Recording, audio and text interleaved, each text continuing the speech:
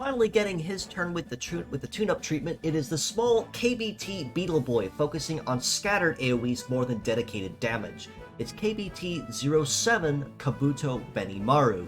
regraded, with a kit of fire, double Gatling, 5 head legs, and the leg ability of Through Shot, which gives a chance for shooting skills to ignore defense or bypass shields when attacking. Now, as a model that's been around since the very early days and had his re-debut in Medarot S, it is very nice to see the small Beetle Boi get a little bit more of some TLC to kind of spice up his already rather strange kit. Originally in early games, he probably wouldn't be able to hit the broadside of a barn to save his life, but thankfully, with the new system and modern mechanics, he definitely has taken his time away to train and practice, and his mastery in scattered AoEs is most certainly no exception to this.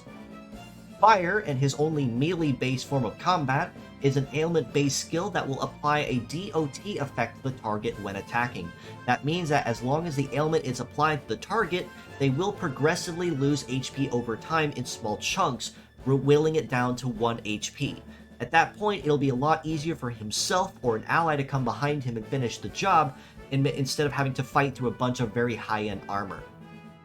Left and right arm of Gatling are scattered AoE-based attacks, which means that they will damage one part normally, and then 2 others at random at 1/3 of your damage. And in addition, it is a conventional shooting skill, which means it's very balanced and well versatile, and something you really can't ever go wrong with using.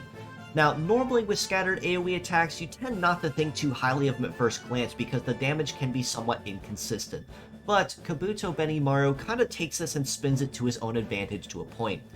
First, Gatling attacks typically tend to have a higher success rate than basic skills, which means they have a higher chance of not only guaranteeing the hit to land, but also being a higher chance, very slightly, of being critical hits on top of that. In addition, thanks to the new 3.2 update, Gatling attacks are now much more dangerous to anyone that is using a shield on the enemy side, as scattered AoE and multi-hit attacks will now be able to take more charges off of a shield in play, more than just a standard one blow per one hit that they were doing before. In addition, the Through Shot leg ability means that he will be hitting just a little bit harder, and because of his diminutive size, there is also a good chance he may also just outright bypass any shields that are in play, meaning that whoever he's planning to hit will be absolutely the one he is targeting and will be on the receiving end of his damage.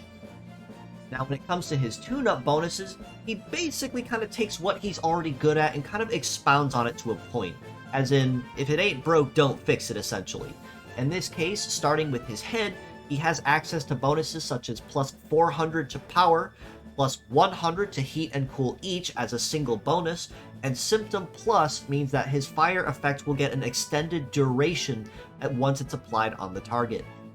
Now, normally with ailments, usually going for the extended duration is nice because it means it'll last longer without being removed or wearing off, but given that this is a DOT type of skill and probably one of the least used ones,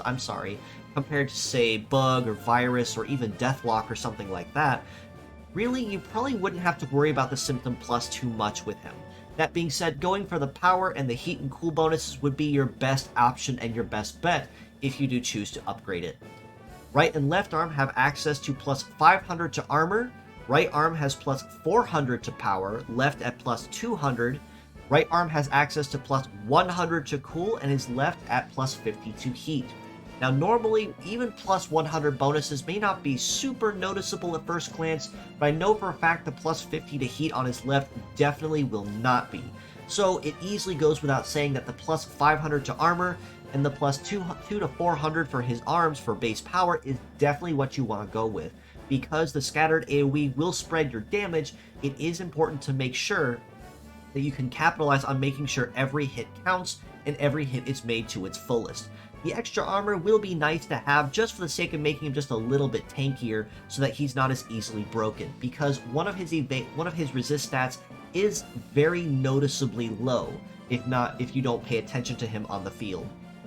His legs have access to plus 500 to armor, plus 200 to evade, plus 50 to mobility, and access to S rank on prairie and arena terrains as 2 separate bonuses.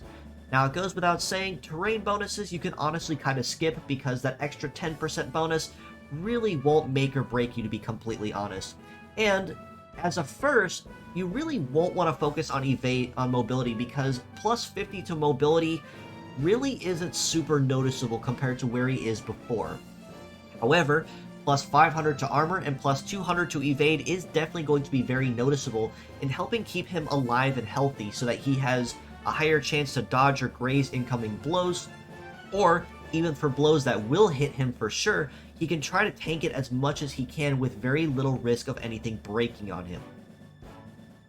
Now, to sum it up, comparing his old and new pure set and mixed parts scores, I originally had Kabuto Benimaru graded at a 6.5 for his pure and a 7 out of 10 for his mixed, primarily for the fact that scattered AoEs at time of his initial grading were still kind of shifty on if they were made useful or not. But, in addition to his tune-up bonuses and the 3.2 bonus and buff to scattered AoE and multi-hit skills, I do very easily have to bump Benimaru up to a very solid 7.5 out of 10 for his pure set score, and a very solid 8 out of 10 for his mixed parts scores. Even if he doesn't focus on a lot of game-breaking damage bonuses or conditions, like I mentioned, he basically takes what he's already good at and makes it better. In this case, with scattered AoE attacks, making them more likely to land, or just a little bit tankier, or even on top of that, making every bullet count with damage bonuses. Or, in the case of, say, his legs, some higher armor or some higher evade means that despite the very small diminutive size that Kabuto Benimaru is, he'll have a much easier time dodging or grazing or even tanking blows to keep damage as low as possible.